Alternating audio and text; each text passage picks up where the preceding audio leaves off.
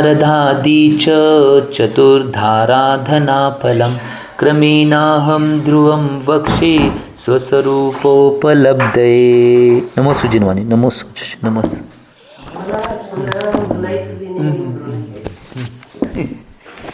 आचार्य भगवान अमित गती स्वामीजी विरचित मरणकंडिकाच्या या ग्रंथात स्वाध्याय चालू आहे आणि अतिशय सुंदरपूर्वक आचार्य भगवान आत्म्याचं उपलब्धी, शुद्ध भाव आणि संलेखन अधिकार अतिशय सुंदरपूर्वक आचार्य भगवान सांगत आहेत.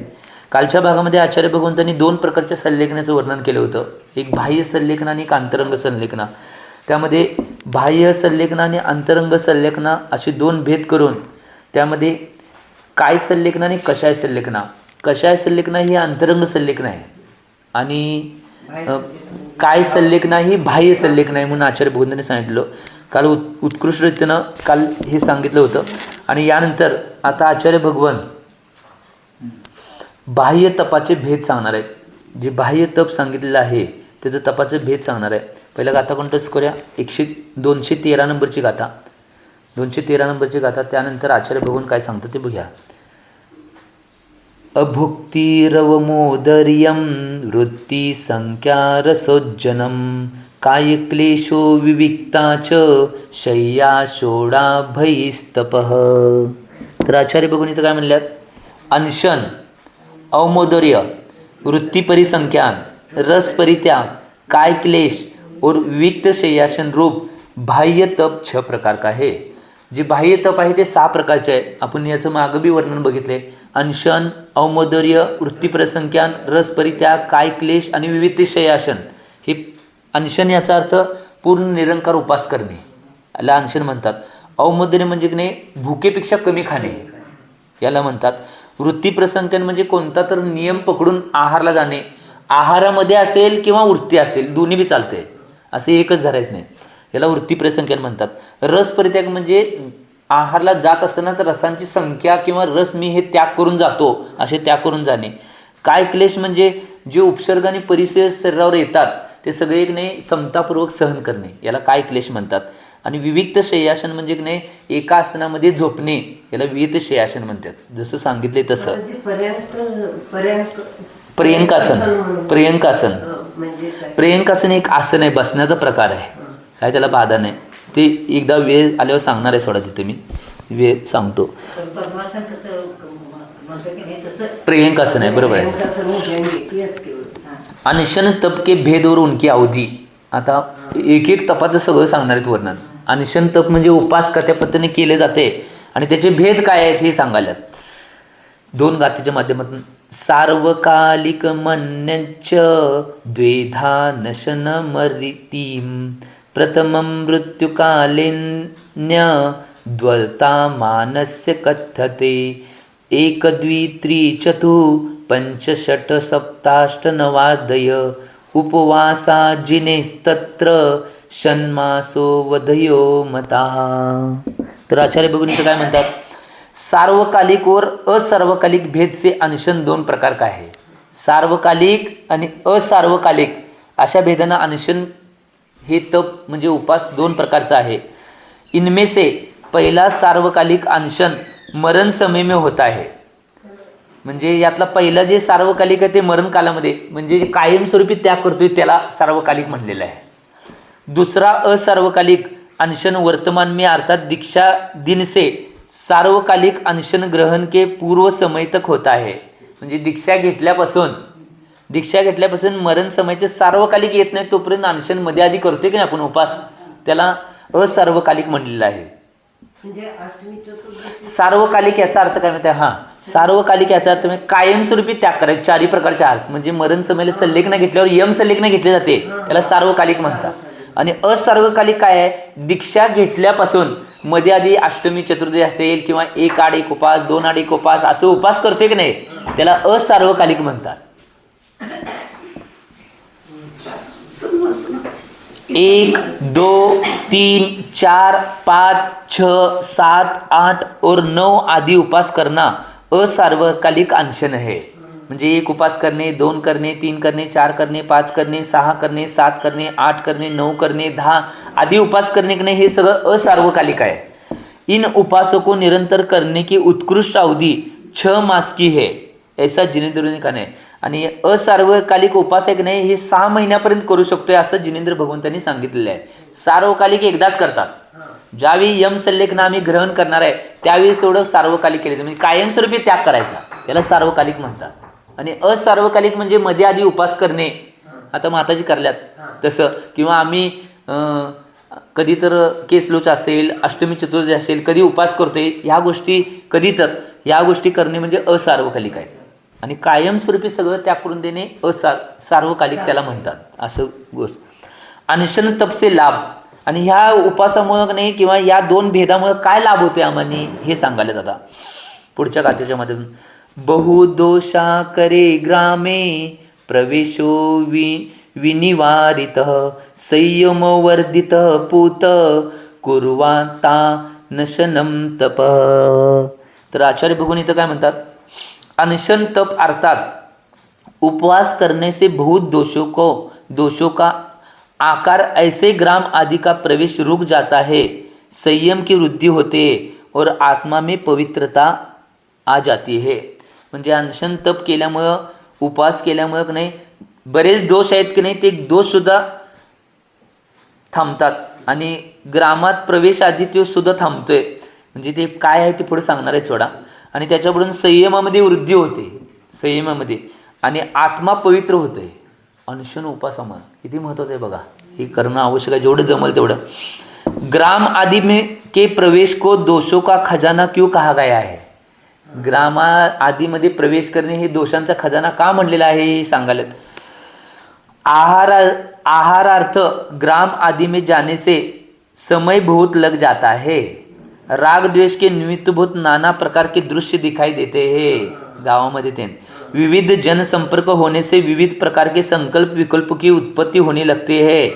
अज्ञानी या दुष्ट जनों द्वारा बोले हुए अपशब्द या गाली आदि को सुनकर कषाय वृद्धि होने के अवसर प्राप्त हो जाते हैं तथा समिति आदि का पालन करते हुए भी प्रमाद आदि के कारण असंयम भी हो जाता है. इस कारण ग्राम आदि के प्रवेश को दोषों का खजाना कहा गया है. ग्रामामध्ये प्रवेश करण्याला का वर्ज सांगितले, दोषाचा खजाना का म्हणलं आहे की आहारासाठी आम्ही ज्यावेळी नाही गावामध्ये त्यांनी जातोय त्यावेळी जात असताना वेळ लागतोय ना, आणि तिथं गेल्यानंतर राग द्वेषाचे निमित्त बरेच दृश्य आहेत, बऱ्याच गोष्टी ऐकायला मिळतात. जनसंपर्क झाल्यामुळे विविध प्रकारचे संकल्प विकल्प, ह्याने असं सांगितलं त्याने असं सांगितलं, त्याचे विकल्प होत्या. परत अज्ञानी आणि दृष्ट जनांच्याद्वारे अपशब्द किंवा शिव्या वगैरे दिल्या तर ते शिव्या वगैरे अपशब्द ऐकून का नाही कषायांची वृद्धी होत्या की मला असं म्हटला, अशा गोष्टी होत्यात. यामुळं ते प्राप्त होतात. आणि समिती आदी पालन करण्यामध्ये प्रमाद आदी कारण असंयमाला कारण होतात. आणि या कारणामुळं ग्रामादी म्हणजे गावामध्ये ते प्रवेश करणे दोषाचा खजाना म्हणलेला आहे. ही गोष्ट महत्त्वाची आहे म्हणून सांगितले.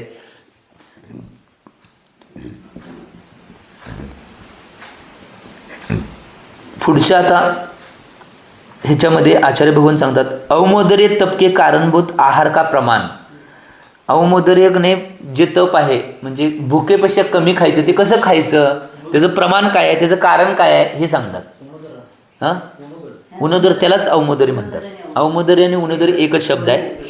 आता ते कसं करायचं, कशा पद्धतीने त्याग केले जाते, काय काय गोष्टी केल्या जातात हे सगळं सांगतात सुंदर रीतीनं. आहारस्तृप्तये पुंसां 32 कवलाजिने 28 योषित प्रकृती स्थित. तर आचार्य भगवान इथं काय म्हणल्यात, पुरुष का स्वाभाविक आहार 32 ग्रास प्रमाण है. पुरुषाचं का नाही स्वाभाविक आहार 32 ग्रास, म्हणजे 32 ग्रास म्हणजे छोटे छोटे नसतात, असे मोठे मोठे 32 ग्रास असतात. महिलाओं का स्वाभाविक आहार 28 ग्रास प्रमाण है. पुरुषांचे 32 ग्रास प्रमाण आहे आणि महिलांचे 28 ग्रास प्रमाण आहे आहार. इतने आहार से ही इनकी तृप्ती हो जाती है, ऐसा जिनेंद्र ने कहा है. एवढ्या आहारामुळे नाही पुरुषाची आणि स्त्रियांची तृप्ती होऊ शकत्या. मग इथं प्रश्न काय करतात, 1 ग्रास का क्या प्रमाण है और यह प्रमाण यहाँ क्यों कहा गया है. एका ग्रासाचं प्रमाण काय आहे आणि येते. आता सगळं सांगते बघा, आता सगळं सुपडून सांगते, त्याच्यापेक्षा पुढचं आहे. शाली धान्य के 1000 चावल का जो भात बनता है वह सब भात 1 ग्रास प्रमाण का है. म्हणजे तांदूळ आहे की नाही, 1000 तांदळाचं जो भात बनतोय, 1000 तांदळाचं कणाचं 1000 तांदूळ कण, त्याचा जो नाही भात बनतोय त्याला 1 ग्रास प्रमाण म्हणले. 1000 कणाचं भात जेवढा बनतोय की नाही तेवढ्याला 1 ग्रास म्हणले. चांगलं आहे की. होय होय. म्हणजे 1 ग्रास केवढं होते, एवढं होते मग. होय.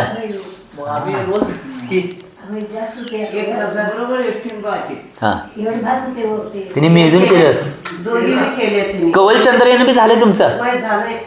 किती वेळा.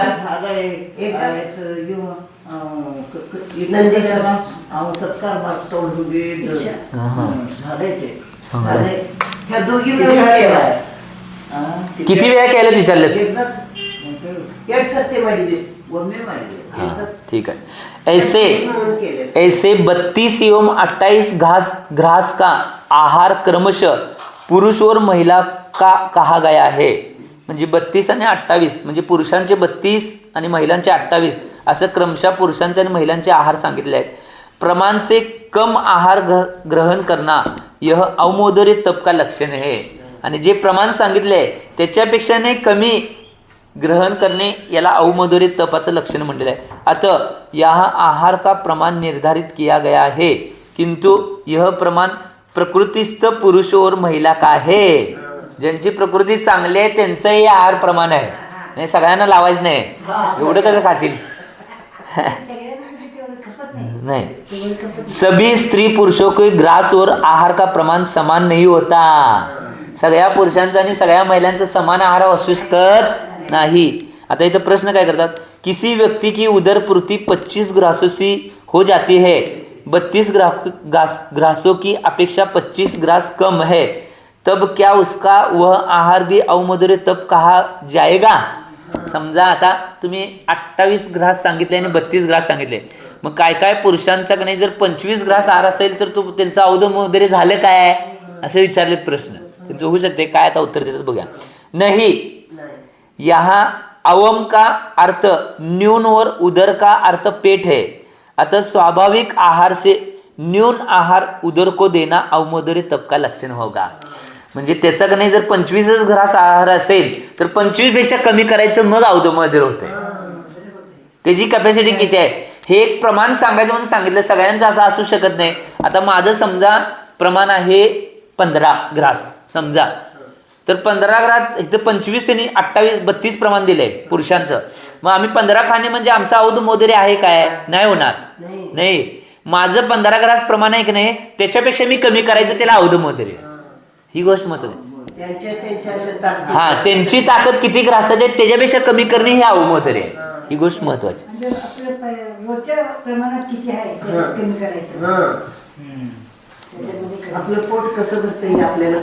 अवमोदर्य तप के प्रकरण में 32 और 28 ग्रासों का ग्रहण नहीं किया जाएगा, क्योंकि सभी पुरुषों का आहार का प्रमाण समान नहीं होता. धवल पुस्तक 13 पृष्ठ नंबर 26 मध्ये सांगितलेलं आहे की सगळ्यांचं समान मानलं जाऊ शकत नाही. त्यामुळे त्यांची भूक किती आहे, त्यांचे ग्रास किती आहेत, त्याच्या ग्रासापेक्षा कमी खाणे हे अवमोदर्य आहे. धवला पुस्तक 13 नंबर मध्ये पृष्ठ 26 नंबर, पुस्तक नंबर 13 पृष्ठ 26 मध्ये सांगितलेलं आहे. चांगलं आहे बघा ही असं. मग एक गोष्ट लक्षात घ्या, अनशन करणं सोपं आहे त्याच्यापेक्षा अवघड अवमोदर्य आहे. अवमोदर्यपेक्षा काय आहे, वृत्ती प्रसंख्यान. वृत्ती प्रसंख्यापेक्षा रस परित्यागपेक्षा काय क्लेश, आणि काय क्लेशपेक्षा विविध शयासन. हे सगळे अवघड पुढे तप आहे. तसं करेल तसं अवघड होत जाते. आता पुढं विचारतात अवमोदर्य तप का लक्षण और उससे होने वाले लाभ. अवमोदर्य तपाचं लक्षण काय आहे आणि त्याच्यामुळे काय फायदा होणार आहे आमचा हे सांगायला. तस्मादेकोत्तर श्रेण्या कवलः शिष्यते पर मुच्यते यत्र तदिदं मौदर्य मुच्यते. तर आचार्य भगवान इथं काय म्हणतात? आचार्य भगवान इथं म्हणतात, पुरुष और स्त्री के वर्तमानकालीन स्वाभाविक आहार में से 1-2 आदि ग्रास की हानि क्रम से जब तक 1 ग्रास मात्र शेष होता है वह सब अवमोदर्य तप कहलाता है. म्हणजे काय सांगितले? आणि पुरुषाच्या आणि स्त्रीचे आत्ताच वर्तमानकालीन स्वाभाविक किती आहार घेतात ग्रास. आता समजा मी स्वाभाविकपणे 15 ग्रास घेतोय मी समजा, तर त्या 15पासून कमी करत आणणे 1 पर्यंत ते सगळं अवमोदर्य आहे. ही गोष्ट महत्वाची आहे. आमची कशी आहे त्यानुसार याला अवमोदर्य तप म्हणलेलं आहे म्हणून सांगितलं आहे. अशा पद्धतीनं करणे. आणि कुणाचं जास्त असेल, कुणाचं 32 असेल तर त्यानं 32पासून कमी करता यायचं, 1 पर्यंत यायचं, 1 पर्यंत सगळं त्याचं अवमोदर्य आहे. अशी गोष्ट सांगितली आहे अवमोदर्य तपाची. आता पुढं आणि परत त्यालाच पोस्ट करतात अवमोदर्य तपाला काय आहे. ಕೌಲ್ ಚಂದ್ರಾಯಣ ಮಾಡ್ರಿ ಅವಾಗ ಒಂದು ತುತ್ತು ಎಷ್ಟು ಮಾಡ್ತಿದ್ರಿ? 1000 हां बरोबर आहे. 1000 तुत ಮಾಡ್ತಿದ್ರಿ. बरोबर बरोबर बरोबर तसं झालंय. बरोबर वाटी केलता असं वाटी केलता. वाटी केलं त्याने गणपतला मोजून घालायचं. आज उद्या 2 तर 3 असं करतो. रोज किती कुठं मोजत बसायचं म्हणून माप केलं 1000 तांदळाचं. आणि ते कसं घास वाढतील तसं ते एवढं घेत. चांगलं आहे. तरी पण लई ह्या दोघीच केले तर ह्या गावात तसं आमचं काही अजून नाही.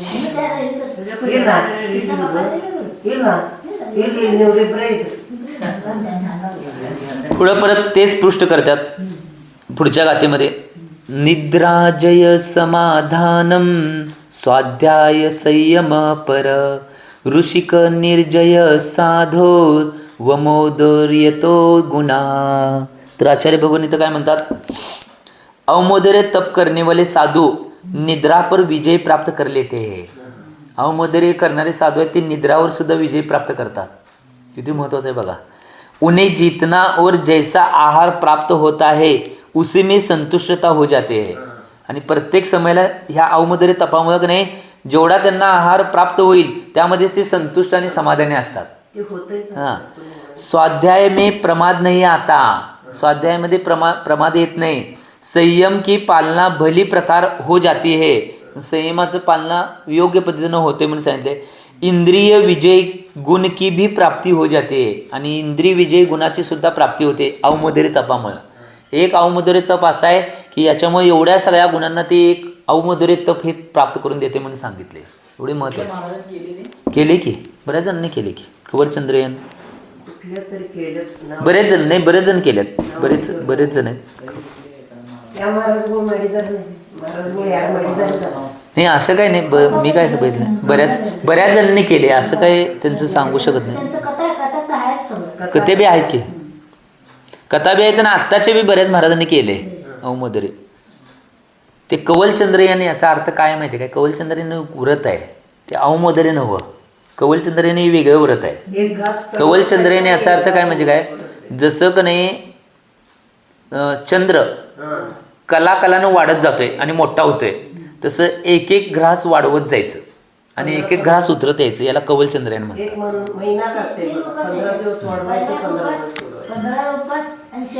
बरोबर आहे.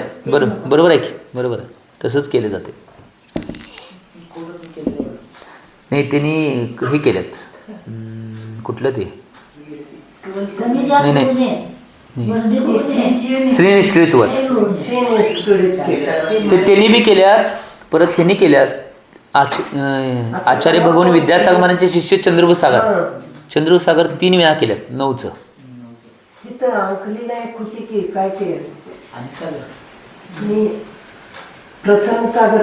हाँ. 4 महाविकृती के नाम एवं उनके दोष. 4 महाविकृती कोणत्या आहेत आणि त्याचे नाव आणि त्याचे दोष काय आहेत हे सांगणार आहेत. आता इथं महाविकृतीचा विषय आलता त्यासाठी परत सांगायल्यात. चतस्रो घुग्नातासक्ती दर्पा संयमकारिणी नवनीत सुरामास मद्भाख्या विकृती वृदो. मक्खन, मद्य, मांस और मधु ये 4 महाविकृत्या कही गई है. म्हणजे लोणी, दारू, मांस आणि मध ही 4 महाविकृती आहेत म्हणून सांगितले आहेत. ये चारों पदार्थ बार बार अभिलाषा उत्पन्न करने में गृद्धता बढ़ाते हैं. ही 4 पदार्थ आहेत की नाही अभिलाषा वाढवून की नाही आपल्यामध्ये गृद्धता वाढवण्याचं काम करणार आहे. परत जे लोणी ह्यातनं ताकातनं काढल्याबरोबर ते खायला ते दोष कारण 48 मिनिटं सांगितले परंतु ते दोषास्पदच होते. आणि होते. लोणी निर्माण झाल्यावर लोणी ताकातलं काढल्याबरोबर आहे काढल्याबरोबर कारण ते बी तरी बी गृद्धता निर्माण करते म्हणून सांगालेत ना. आम्ही लगेच पारूनच ठेवतो सोडा. आणि ना, आणि दूध तांदूळ तर गिर वाढवते. ग्लानी वाढवते, आसक्ति वृद्धिंगित करते है, आसक्ति वाढवते, इंद्रिय को उन्मत्त करते है, इंद्रियांना उन्मत्त बनवते आणि इंद्रिय असंयम तथा प्राणी असंयम को बल प्रदान करते है. इंद्रिय असंयमाला आणि प्राणी असंयमाला बल म्हणजे शक्ती देते. ते म्हणजे असंयम वाढवते, आपला संयम वाढवत नाही असंयम वाढवते. म्हणजे लोणी, दारू, मांस आणि मध ही 4 वस्तू, ही 4 वस्तू. आता काय इथं कोण कोण आहे ते सगळ्यांचं त्याग असल्यागतच आहे या गोष्टी आहेत. परंतु हे कुणी आता समजा मक्खनचा दोष कसा लागू शकतोय. समजा ताक केले आणि ते ताक गाळलेलं नसलं तरी सुद्धा दोष लागणार. त्यात मग जर लोण्याचे कण असले तर दोष लागणारच की. एवढं सूक्ष्म आहे. हे ताक आता मला सांगा ज्यावेळी ताक वेळच्या वेळी केलेलं असतंय त्या ताकातनं लोणी काढत असतात त्यावेळी लोणाचा कण वर येऊन काय काय लोण्याचे कण पडत असतात आणि बिन गाळता जर आम्ही ते घेतले तर ते कण आमच्यात आले तर आम्हाला ती गृद्धता आणि ते दोष लागले की नाही. आम्ही तसंच खातो किंवा होय.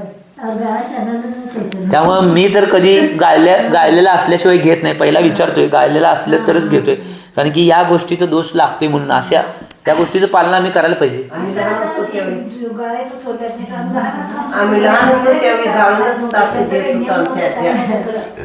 आणि शरीराला का नाही साधक जे ताक आहे ते गाळलेलंच आहे. कारण की शास्त्रामध्ये संस्कृत आयुर्वेदिक ग्रंथामध्ये का नाही काय सांगितले तक्रम शक्र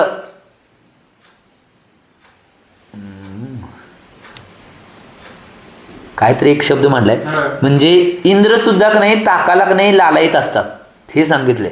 एवढं ताक ते शरीरासाठी चांगलं आहे या अपेक्षेनं सांगितलंय. आता इथं विषय आला म्हणून ते सांगितलंय परंतु तशा पद्धतीनं आम्ही घेणं आवश्यक आहे. आता परत आणि की नाही याच्यामुळं महाविकृत्यांच्या नाही त्याग करायला पाहिजे आणि त्या महाविकृती काय काय करणार आहेत हे सांगायलात. पहिलं त्यांनी सांगायलात. पहिल्या गाथाकंठस्वराने आचार्य महाराजांनी काय सांगितले ते पाहूया. महाविकारकारिण्यो भव्येन भवभीरुना जिनाज्ञाकांक्षना त्याज्या यावज्जीवं पुरेवता. तर आचार्य बघून इथं काय म्हणतात जिन आज्ञा पालन की इच्छा रखने वाले पाप बिरु भव्य जीव सल्लेखना ग्रहण करने के पूर्व ही इन चारों महाविकृतियों का त्याग कर देते हैं. जे जिन आज्ञा पालन करणारे जे इच्छा ठेवणारे जिनेंद्र भगवंतांची आज्ञा पालन करण्याची इच्छा ठेवणारे जे पापबिरू भव्य जीव आहेत ते सल्लेखना ग्रहण करायच्या आधीच पूर्व या 4 महाविकृतींना त्याग करून टाकतात. ही गोष्ट महत्त्वाची आहे.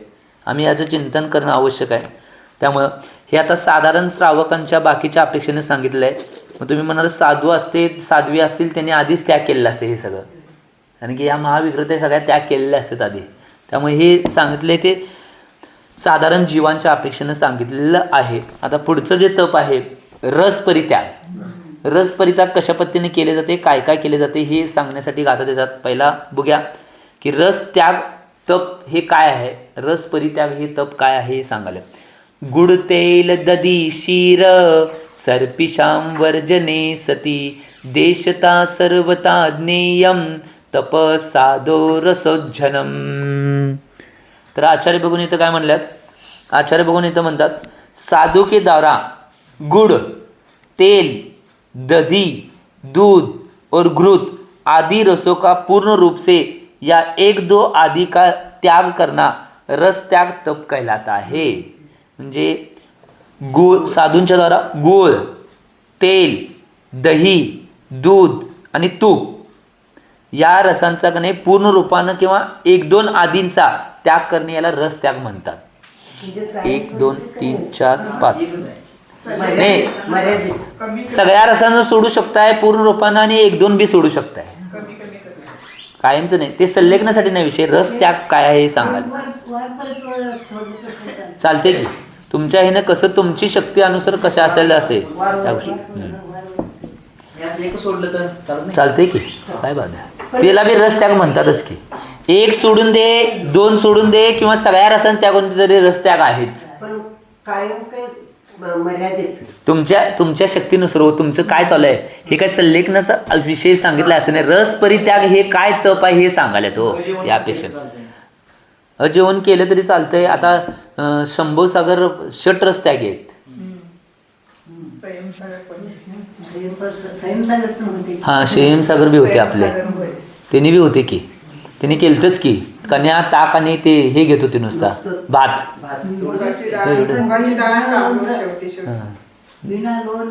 मी होतो की मला सांगाल.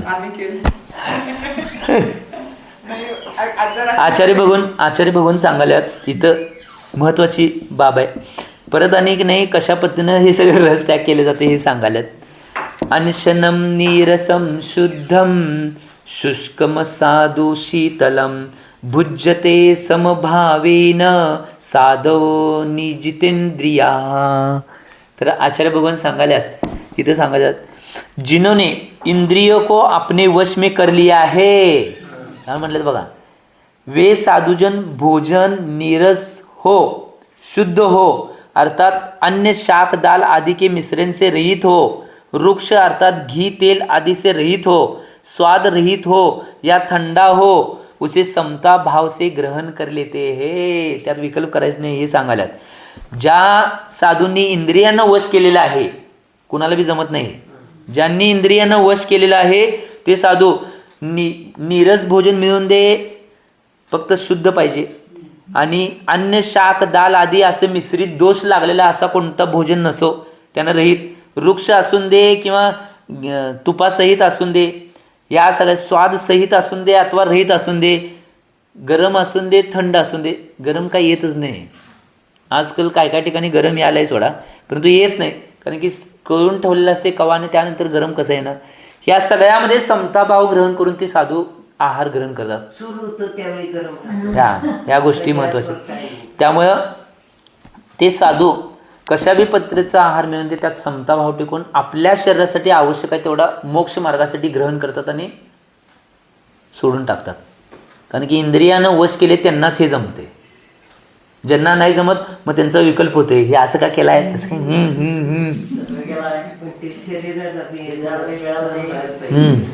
ह्या गोष्टी होत्यात. त्यामुळं जेवढं काही मिळेल. आणि एक गोष्ट आचार्य सन्मत सागर महाराज काय म्हणायचे, साधू एवढं चौक्यात जाऊन काही गोष्टींचा विकल्प करतात. त्यांनी काही पैसे दिले तरी ते चौक्यावाल्यांना. सन्मत सागर महाराज म्हणायचे काय म्हणायचे, जे गप काय साधू आपल्या भक्तिभावनेने देतात ते आपल्या शरीराला जे आवश्यक आहे तेवढे व्यवस्थित ग्रहण करा आणि गप बसा आणि या शांत पद्धतीने. हे महत्त्वाचं आहे. म्हणून आम्ही याचं चिंतन करणं आवश्यक आहे. म्हणून आचार्य भगवंतांनी सांगितले. आता पुढच्या गाथेमध्ये परत आणि रस ताक याचंच कसे काही सिस्टीम करायची हे सांगतात. इन्ने पिकेच नाहारा वृषा विकृतिकारिण ते सर्वे शक्तिस्त्याज्या योगिना रसवर्जिना. तर आचार्य बघून काय म्हणतात, रस त्याग के इच्छुक योगी को गरिष्ठ आहार, परिणामों में विकृति उत्पन्न करने वाला आहार अथवा अन्य भी कोई ऐसा आहार हो, इन सब का अपनी शक्ति के अनुसार त्याग कर देना चाहिए. रस त्याग तपाच्या इच्छुक जे साधू असतील साध्वी असतील त्यांनी गरिष्ठ आहाराचा पहिला त्याग करायचा आहे. जे शरीरामध्ये ग्लानी निर्माण करण्याचं काम करणार आहे आणि शक्ती जास्त पुष्ट करण्याचं काम करणार आहे ते गरिष्ठ आहार आहे. दुधाचे पदार्थ, तळलेले पदार्थ, हे सगळी गोष्टी आहेत याला गरिष्ठ आहारमध्ये घेतात. आणि परिणामामध्ये विकृती उत्पन्न करणार आहे ते आहार ते कोणतेही नाही, ते आपल्या शक्तीनुसार त्यांनी आपल्या शक्तीनुसार त्याग करून द्यायला पाहिजे म्हणून सांगितलेलं आहे. ही गोष्ट महत्त्वाची आहे. आम्ही याचं चिंतन करणं आवश्यक आहे की या गोष्टीचं की कशा पद्धतीने त्याग करायचं आणि कशा पद्धतीने हे करायचं आहे. पुढं आचार्य भगवान परत आणि त्यालाच सांगायल्यात. संतोषो भावित सम्यक ब्रह्मचर्यं प्रपालितं दर्शितं स्वस्य वैराग्यम कुर्वाणैन रसोर्जनम. तर आचार्य बघून काय म्हणतात, रस परित्याग करनेवाला साधू संतोष प्राप्त कर लेता है. रस परित्याग करणारा साधू काय करतोय, संतोषाला प्राप्त करतोय. भली प्रकार ब्रह्मचर्य व्रत का पालन कर लेता है, आणि पूर्णपणे भली प्रकारने नाही ब्रह्मचर्याचं पालन तो करतोय. और अपने वैराग्य की वृद्धी करता रहता है, आणि वैराग्याची वृद्धी होत्या रस परित्याग केल्यामुळे. तर मध्ये मध्ये कधी करायला पाहिजे. आणि एक गोष्ट लक्षात घ्या, रस परित्याग या सगळ्या गोष्टी बिन सांगता करायला पाहिजे. सगळ्यात महत्त्वाचे आहे. चौक्यावाल्यांना किंवा कुठल्या श्रावकांना का नाही मी कुठला त्याग केला हे माहीत नसायला पाहिजे. आता समजा चौक्यावाल्यांना तुम्ही कुठला रस त्याग करणार आहे, समजा आता दूध त्याग करणार आहे, दोन तीन करणार आहे, समजा गूळ आणि तूप आणि दूध त्याग करणार आहे समजा. तर चौक्यावाल्यांना तुम्ही सांगितलं तर चौकावला ते सोडून बाकी सगळं बनवून ठेवतात की. मग रस परित्याग काय झालं. त्यामुळे कुणाला कळता कामा नाही तुम्ही काय त्याग केला आहे. त्यावेळी तिथं गेल्यानंतर का नाही, ज्यावेळी तुमच्यासमोर ताट दाखवायला येते त्यावेळीच कळायला पाहिजे हे त्याग आहे माझं. त्यावेळी काय उपलब्ध नसणार नाही केलं हां असंच करायला पाहिजे. ते सांगायला काय काय जण का नाही अशा गोष्टी न करता का नाही वेगळ्या पद्धतीने करतात, मग ते होत नाही हे मला सांगा. त्यामुळे करताना असंच करायला पाहिजे न सांगता. कुठली गोष्ट त्याग आहे ही करता कामा नये. हां त्यामुळे या गोष्टी न कळता, म्हणून या वैराग्यामध्ये सगळ्यामध्ये वृद्धी होणार असेल तर अशा पद्धतीने आम्ही त्याग करायला पाहिजे. ही गोष्ट महत्त्वाची आहे. हे आचार्य भगवंतांनी सांगितलं आहे. आता उद्या दुपारच्या भागामध्ये आचार्य भगवान वृत्तीपरिसंख्यान तपाचं कथन दुपारच्या भागामध्ये करणार आहे. मी एवढीच भावना करतो की उन्नदर किंवा अवमोदरी तप आहे आणि रस परित्याग आहे, जेवढा आपल्या आपल्या शक्तीनुसार शक्ती बघून सगळ्यांनी करावं आणि आपल्या जीवनाचं कल्याण करून घ्या एवढी भावना करतो आणि वाणीला विराम देतो. जे बोला आचार्य भगवान श्री सन्मती सागरजी महाराज की